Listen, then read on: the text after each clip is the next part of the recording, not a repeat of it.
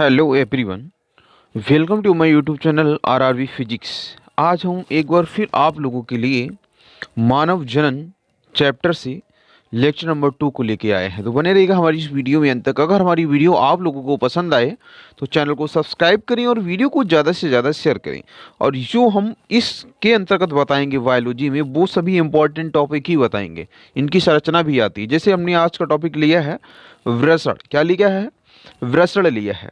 तो देखिएगा, मनुष्य में जो वृषण की संख्या होती है वो कितनी होती है? एक जोड़ी होती है। एक जोड़ी होती है। किसमें होती है? थैलीनुमा होती है। अब जो थैलीनुमा संरचना इसमें होती है वो देखो, संरचना से ढके हुए शरीर से बाहर स्थित होता है। संरचना से ढके हुए शरीर से कैसे बाहर स्थित होता है? हम आपको इसकी संरचना दिखा रहे हैं कैसे होता है। तो देखिएगा, मनुष्य में जो इनकी संख्या होती है वो कितनी होती है? दो होती है। एक और दो मतलब एक जोड़ी होते हैं। अब शरीर से जो इनका तापमान होता है, तो शरीर का जो तापमान होता है 37 डिग्री सेंटीग्रेड। अब वहाँ से उनका कितना होता है? 2 डिग्री सेंटीग्रेड से कैसे होता है ये? 2 से 3 डिग्री सेंटीग्रेड, मतलब शरीर के तापमान से इनका कम होता है। जो आप लोग यहाँ पे देख रहे होंगे, जो यहाँ पे ये बाहरी परत है, ये वाली परत देख रहे हैं आप लोग, तो ये जो परत होती है इसको हम लोग बोलते हैं वृषण कोश। क्या बोलते हैं? वृषण कोश बोलते हैं। तो जो बाहरी परत होती है उसको हम लोग बोलते हैं वृषण कोश। इसके भीतर ही ये एक जोड़ी वृषण पाए जाते हैं। अगर हम बात करें अब एक जोड़ी वृषण, एक और दो, अगर हम केवल एक की बात करें, एक वृषण की संरचना क्या होगी, तो उसका भी हमने देखो दोस्तों चित्र बना रखा है। एक वृषण की संरचना क्या होती है, तो हम अगला टॉपिक जो आपका है इसी वीडियो के अंतर्गत, तो एक वृषण की संरचना। तो देखिएगा, इसका जो चित्र है दोस्तों ऐसा होता है। आप लोग देख रहे होंगे इसके अंतर्गत यहाँ पे जो हमने एक वृषण बनाया है, तो इसका जो ऊपरी वाला भाग है, यहाँ पे आप लोग देख रहे होंगे इस टाइप से सर्पलाकार है। तो यहाँ पे ऊपरी वाला भाग वृषणीय पिंड कहलाता है। वृषणीय पिंड कहलाता है। और जो नीचे वाला भाग है वो क्या कहलाता है? शुक्रजनक नलिका कहलाती है। शुक्रजनक नलिका कहलाती है। शुक्रजनक नलिका में 2 प्रकार की कोशिकाएं होती हैं। अब हमको ये भी पता चल गया इसमें कितने प्रकार की कोशिकाएं होती हैं? 2 प्रकार की कोशिकाएं होती हैं। एक तो आपकी ये होती है शुक्रजन कोशिका और दूसरी होती है सर्टोली कोशिका। कौन सी होती है? सर्टोली कोशिका होती है। आगे हम बात करें, जो ये पूरा भाग क्या कहलाता है? अंतराली कोशिका। भीतरी होती है ना, इसी वजह से इसको बोलते हैं अंतराली कोशिका। इसको ब्लीडिंग कोशिका भी कहा जाता है। इसी में क्या होते हैं? नर हार्मोन्स का स्त्रावण होता है। श्रावण किसका होता है? नर हार्मोन्स का श्रावण होता है।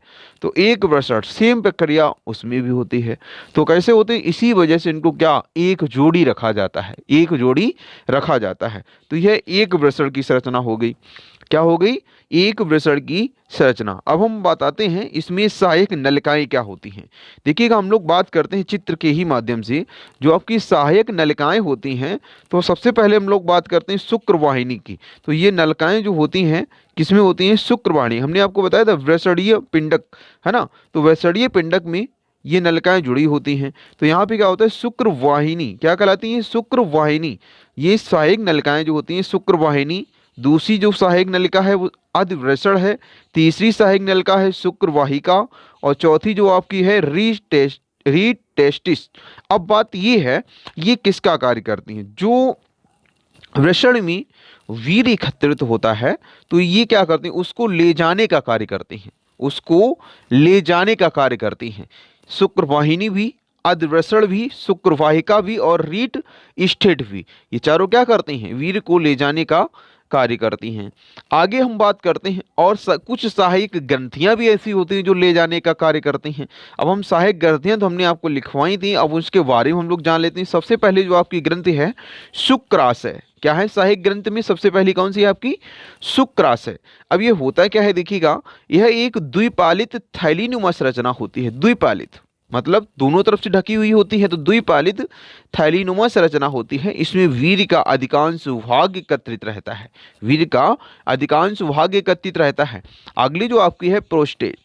देखिएगा, यह एक ग्रंथ जो मूत्र मार्ग के अधर तल में, मतलब नीचे, जो नीचे एक नस होती है, तो यह ग्रंथ मूत्र मार्ग के अधर तल में स्थित होती है। तो यह क्षारीय तरल जो होता है, क्षारीय तरल, क्षार है ना, क्षार आपको सर जो होता है ना, तो क्षार आप लोगों ने सुना होगा केमिस्ट्री में। तो क्षार जो होते हैं तुमने देखा होगा, क्षारीय धातुएं भी होती हैं, क्षार धातुएं जैसे हाइड्रोजन हो गया, हीलियम हो गया, है ना। अब देखिएगा हीलियम नहीं होगा क्षार धातु। अब जैसे हम लोग बात करें, जैसे हाइड्रोजन है ना, लिथियम है, सोडियम है, पोटेशियम है, रूबियम है, सीजियम है, ये सभी क्षार धातुएं होती हैं। अब देखिएगा यहाँ पे यह क्षारीय तरल स्रावित करती हैं। यह मूत्र मार्ग की अम्लीयता को क्या करता है, नष्ट करता है। प्रोस्टेट क्या करता है, अगर क्वेश्चन ऐसे भी आ सकता है, मूत्र मार्ग की अम्लीयता को नष्ट कौन सी ग्रंथि करती है, तो प्रोस्टेट ग्रंथि करती है। अब बीज कहाँ एकत्रित होता है, शुक्राशय में। अधिकांश वाहक कहाँ होता है, शुक्राशय में एकत्रित होता है।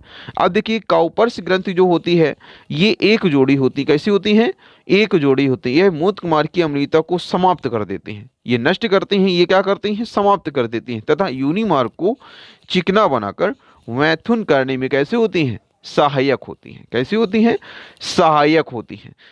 इससे आगे की वीडियो हम लोग पढ़ेंगे स्त्री जनन तंत्र। अगर हमारी वीडियो आप लोगों को पसंद आई हो तो चैनल को सब्सक्राइब करें और वीडियो को ज़्यादा से ज़्यादा शेयर करें। Thank you.